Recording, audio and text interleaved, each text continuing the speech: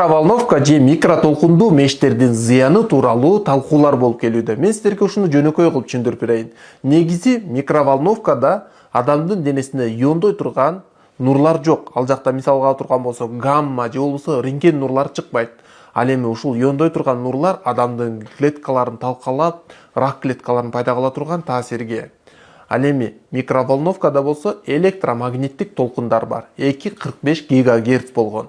Бул негизи зыянсыз жана адамдын денесине көптөгөн зыян алып келбейт. Болгону гана бир таасири бар. Мисалы үчүн уйкунун абалын бузушу мүмкүн, мелатонин бөлүп чыгарышын начарлатышы мүмкүн, гормоналдык дисбалансты пайда кылышы мүмкүн. Өзгөчө жаш балдарда мындай нерв жактан кичине тынчсызданууну пайда кыла турган ушундай бир таасирлери бар. Бирок ал дагы микроволновканын жанына 1 метр аралыкка дайыма тура турган болсо, же болбосо ошол микротолкундуу мештин изоляциясы бузулуп калган болсо, бир жерлеринде тешилип калган же болбосо бир пломбасы бузулуп ачылып калган болсо дагы ошондой зыян бериши мүмкүн. Жана эгерде сиз сыртындагы изоляциясы бекем болсо, ошону карап туруу керек болот. Бир жылда бир жолу текшерип карап туруш керек. Жана анын бардык жеринде изоляциясы жакшы болсо, анда ал зыян бербейт. Ошондо дагы негизи 1 метрден алысыраак болгон жакшы. Көбүнчө ашканаларда же болбосо тамак ысыт берген жерлерде дайыма бир 2-3 микроволновканы коюп алышат дагы, анын жанында бир эжекелер иштеп, дайыма жакын аралыкта иштешет. Ошолорго зыян бериши мүмкүн.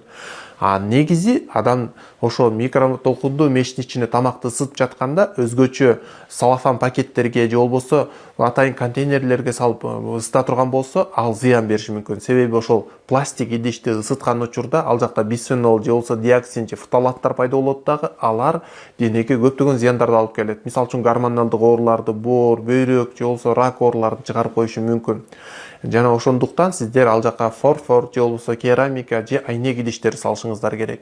Жана сөзсүз түрдө көпкө ысытпашыңыздар керек. Эгерде көпкө ысыта турган болсоңуз, анда тамактын дагы курамында акриламид өңдөнгөн зыяндуу канцерогендер пайда болуп калышы мүмкүн. Кыска убакытка аз ысытса болот. Негизи эле микротолкундуу мешти көп колдонбогон жакшы. Бирок кээде айласыздан колдонгон учурда мындай көп убакытка ысытпай, азыраак ысытышыңыздар керек. Жана сөзсүз түрдө жыл сайын текшертип карап турушуңуздар керек. Себеби сырткы изоляциясы бекем болгондо зыян алып келбейт.